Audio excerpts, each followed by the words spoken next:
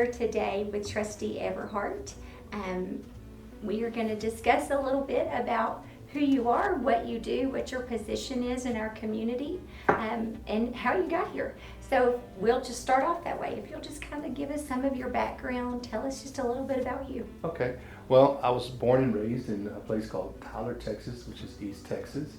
I went to high school at Chapel Hill High School. I ended up getting a football and track and field scholarship to play football at Grambling State University.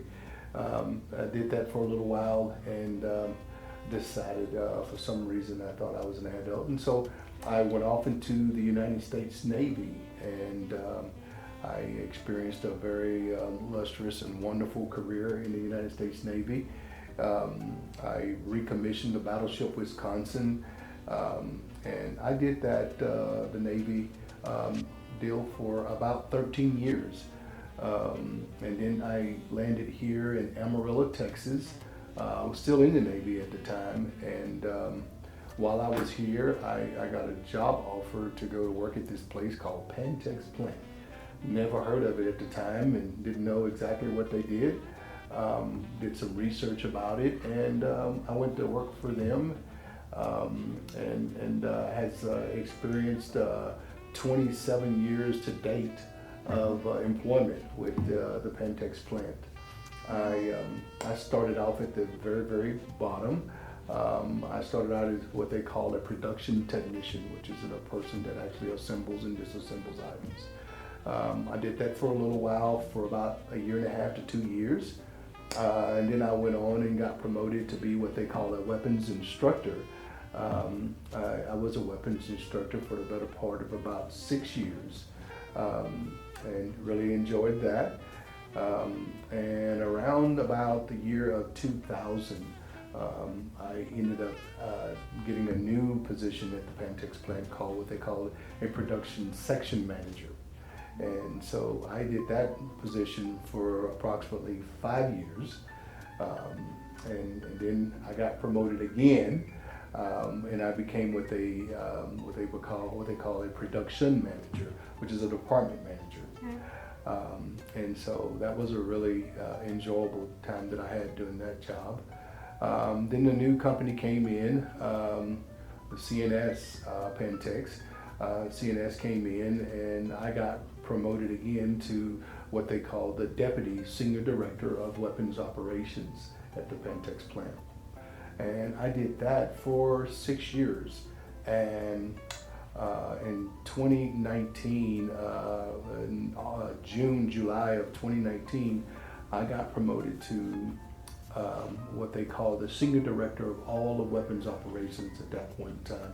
And so again, my career there has been awesome. 2019 was a really, really good year for me. I got promoted to that position, which is a very prestigious position. But at the same time, I ran for office. I had a group of friends that encouraged me to run for office, run for AISD school board. And I was a little nervous about doing so. I never ran for any kind of office or anything. And so I actually had my own campaign manager and treasurer throughout this ordeal with me. Without those two ladies, I couldn't have made it, but and they kind of pushed me the entire way to try to get to where I'm at. But we started out, and for the better part of about 6 to 8 months of campaigning, in May of 2019, May 4th of 2019, it became official that I was elected as an official trustee of the Amarillo Independent School District Board of Trustees. And so that has just been something that has really, really humbled me. And it's been a huge blessing to me and my family. For me, being in West Texas here and to get elected by the people of this particular city, it just meant a lot to me. I wasn't appointed or anything like that, and so that just said a lot to me, especially looking at all the very qualified candidates that I had to go up against. And so that's just something that's really, really stuck with me and has humbled me and made me walk Christ-like, so to speak. So that's service. Like, it's not a paid position.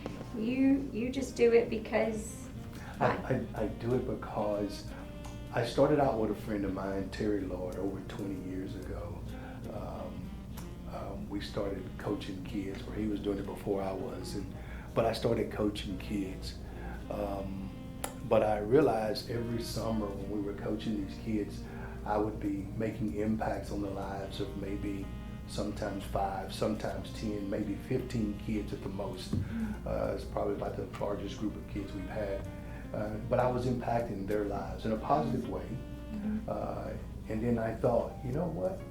AISD makes up anywhere close to 36,000 to close to 40,000 total students, kiddos. And so I thought, you know, I could really maximize what I'm doing with these kids, because we don't just coach the kids in summer track. We don't just coach them, we try to mentor them, you know, for life, you know, after school, and try to help prepare them for what they're going to face in life. And so that was the one thing, the reason why I wanted to do it, because I wanted to better the lives, or help better the lives of kiddos, and just make sure the kiddos know that there's something out there for everybody. You know, we push a narrative all the time about kiddos need to go out and get a 4-year degree, okay? And for those that want that, that's important to go get a 4-year degree. And in those, we have those that get a 2-year degree. But we also have those kids that are out there that want to just get a trade and go right to work. And so, but here's the deal. In the economy, no matter where you live, it's important to have all 3 of those different groups of folks out there. The folks with 4-year degrees, 2-year degrees, you know, and so I just want to make sure that all the kids know that whether you get a 4-year degree, 2-year degree, or a trade school, that it's important, and you're important, and you're valued for this community, or whatever community it is that you're in. And so that's the most important thing that I want to do, and that's why I'm a part of the AISD School Board. Absolutely. So you give back to our community in several ways. That's what I've seen in this series that we're doing. We're interviewing successful businessmen and women in our community, and those that just stand apart. And the overwhelming theme to a man has been service.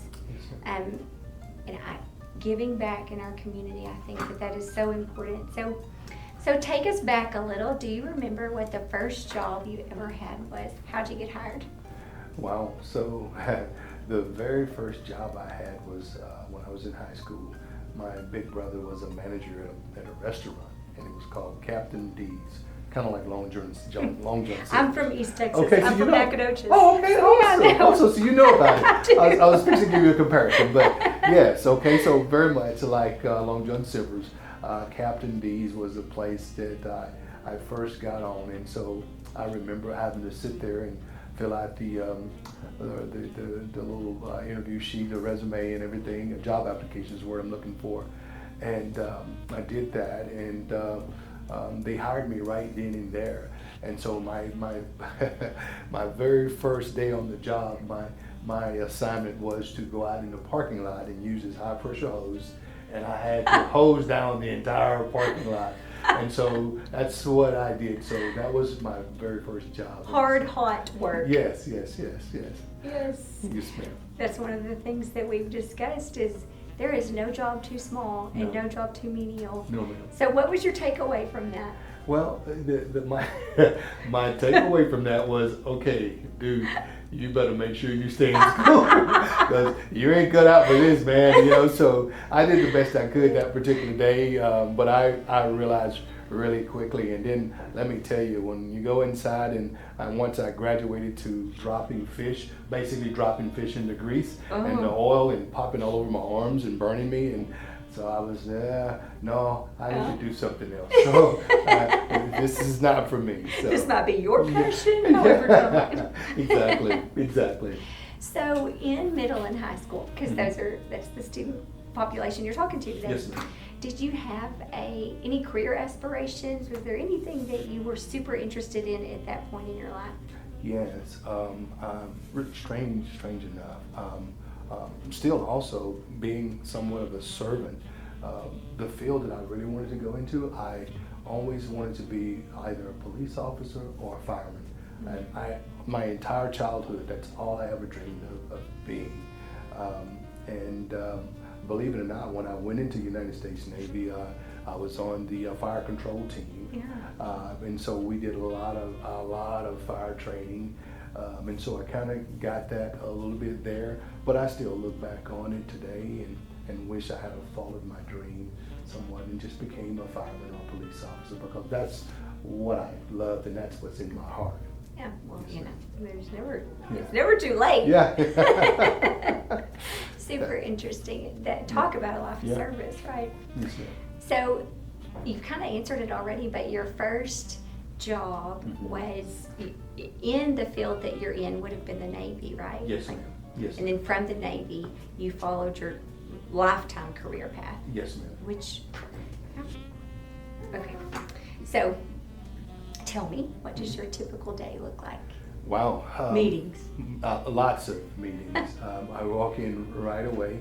I get to work every morning, most mornings, about 6:15 to 6:30 every morning. I walk into the office, and that allows me, I do that just so I can kind of go through all my emails and things like that to get caught up on the day before.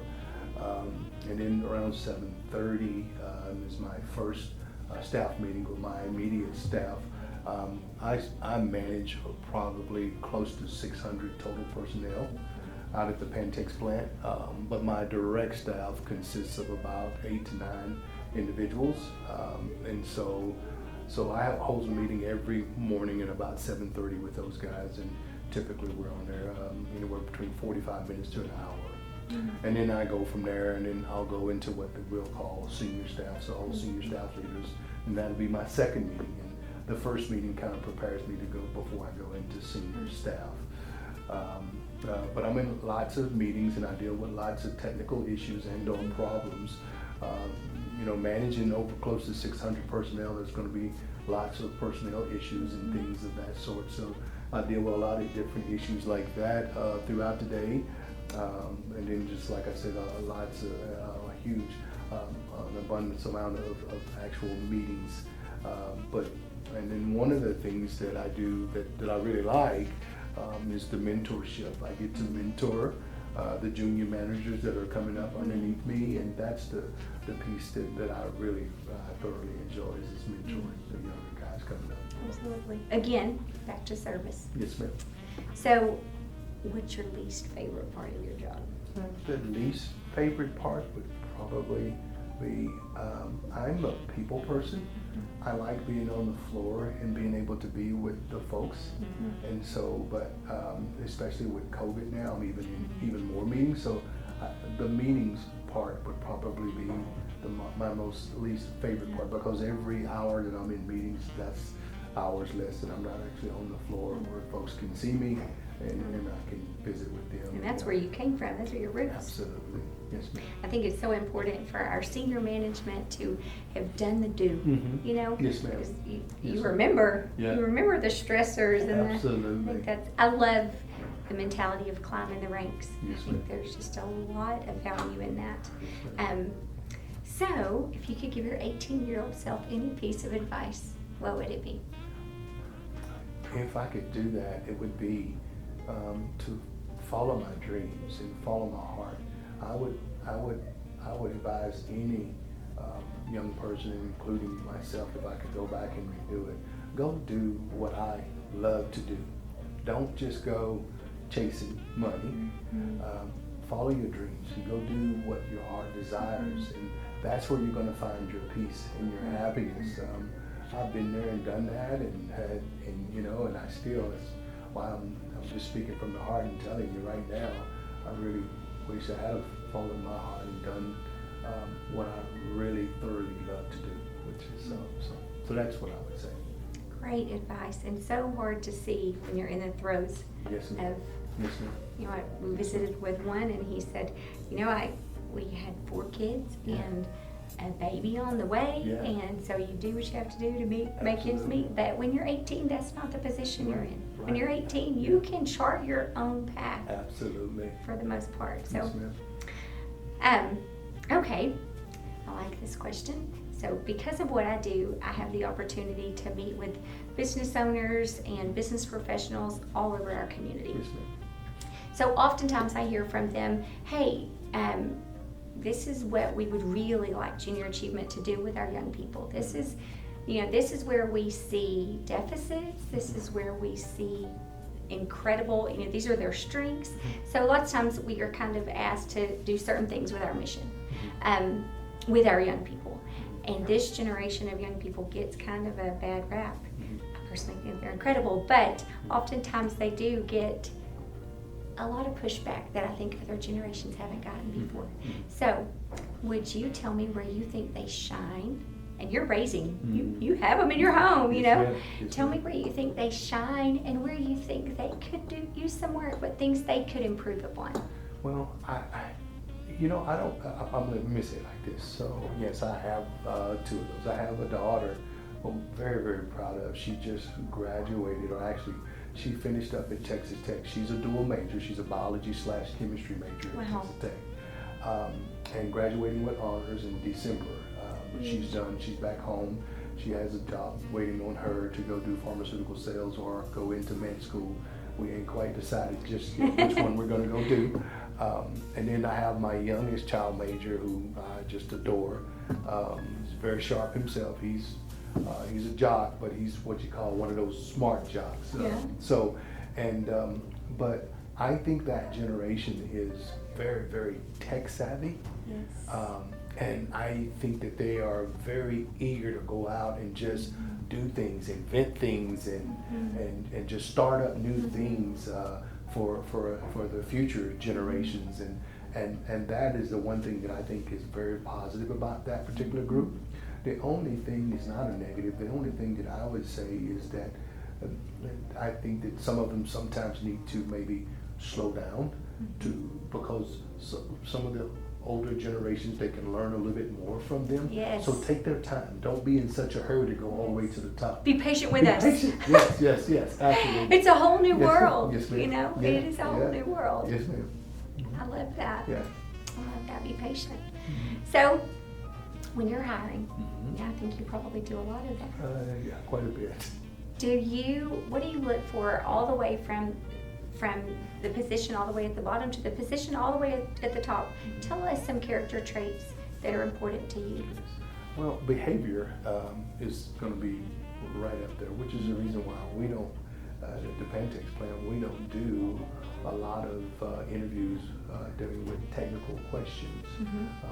We'll look at the resume, and if we can glean from the resume whether or not you're qualified for the job or not. But most of the time in the interviews, what we're going to ask about is behavioral-based type questions. Tell us about a time where you're in a stressful situation and what did you do? Tell us about a time where there was strife in the workplace and what did you do? And how did you fix the situation? How did you deal with that? That's going to be the most important thing for me is behavior. Again, I think that most people will apply for a job that they're actually qualified for. So again, like I stated at the very beginning of this, that statement is that I can glean from the resume whether or not the person can do the job or not. The most important thing when they sit down with me is I'm trying to figure out behavior. What type of person are you going to be? Are you going to be a good fit with the team that I already have? That's the type of thing that I'm going to be looking for. Okay. Yes, ma'am. Okay. That's the first time I've heard that. Because you're a whole different, Pentex is an entirely different breed. Absolutely. It's a little more stressful work environment out there, Yes, I ma'am. understand. Yes, ma'am. So, okay, I'm going to kind of take a different path. So if some of our students today that are watching this, middle school and high school students, probably some of their parents work there, they might have aspirations to work out there, what would you say are things they need to be doing right now to prepare for a career at Pentex? Oh, most definitely. You talked about it earlier with the young lady that's filming us right now, and mathematics, but also in the particular field where I'm at, I think that the individuals are going to have some mechanical skills. What I mean by mechanical skills is being able to use tools and understand how tools work and operate, and things of that sort. Now, to be actually in the position that I sit in right now, I think one would have to educate themselves on a business, some type of business degree. Knowing, and I say that simply because with a business type degree, it will give you the tools to know how to actually lead a team and run an actual business. Our CEO, the Pentex plant, Morgan Smith, always said something that really stuck with me. And he would always say, I want you to run your division just like it was your own business, okay? So think about that. You know, how would you run your business? Would you let this person do this or this or that? If it was your business, it was actually your money, that's how I want you to run it. So again, I would say to be in my particular position, definitely some type of business degree. To work below me in those technical positions, I would say the individual would need some type of mechanical background with the use of tools. Say like working at, for instance, hypothetically, Street Toyota in the automotive area, or something to that type of effect, working on small engines and things of that sort. And that type of background would give you what you need to be a technician at Pentex. What about from the security end of things, from a security clearance? Like, what are things they're looking for there? Yes. How important is that? And that's very important as well. Our security police force, so we have a really large but highly trained and very qualified group of folks out there doing that. And I think how you would get into that is, again, going to school and getting some type of a background in law enforcement. And so I think you would need to get some type of degree in that, or becoming a police officer, and then after you get a couple of 3 years of experience as a police officer, then you can go out to Pentex also to be a security police officer. That will qualify. Do they hire people that have been in jail 10 times and have been, talk to us about that. My husband has always said he was very careful with the choices that he made. He knew the career path he wanted to take in federal law enforcement. And so a lot of choices he made in high school, he could have gone left and he went right, because he knew from an early age the direction he wanted to go. Yes, ma'am. Keeping your nose clean, so to speak, is a very important thing, because I hold what they call a DOE security clearance, and your husband has the same clearance. With that type of security clearance, that's higher than any top secret clearance or secret clearance.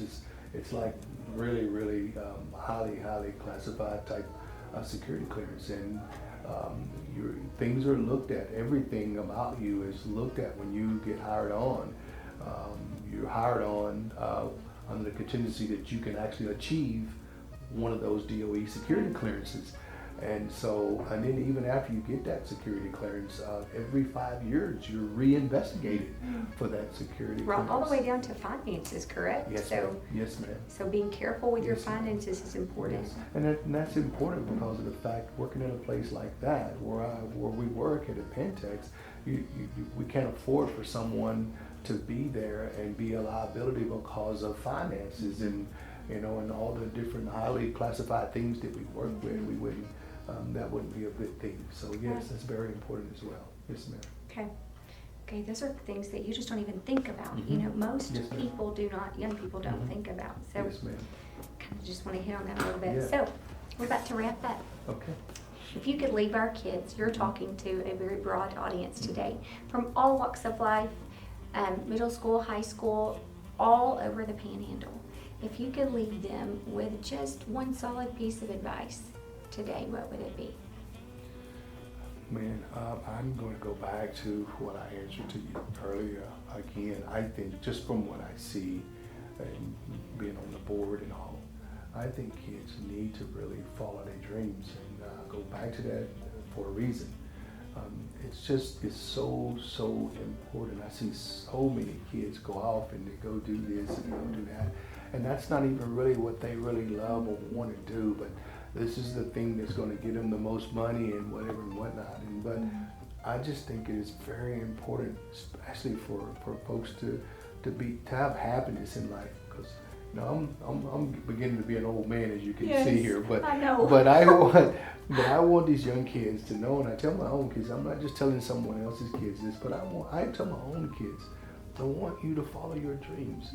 My oldest son, has a desire to be a coach, but he says, Dad, but coaches don't make that much money. Son, is that what you love? Is that what you want to do? Because he's really good at it. And if you talk to Terry Lloyd, he'll tell you, my oldest son is better than me and Terry ever thought about. He got a full ride. He got a scholarship to run track at the University of Texas at Arlington. And in that, during that time he was there, he learned so much about how to coach.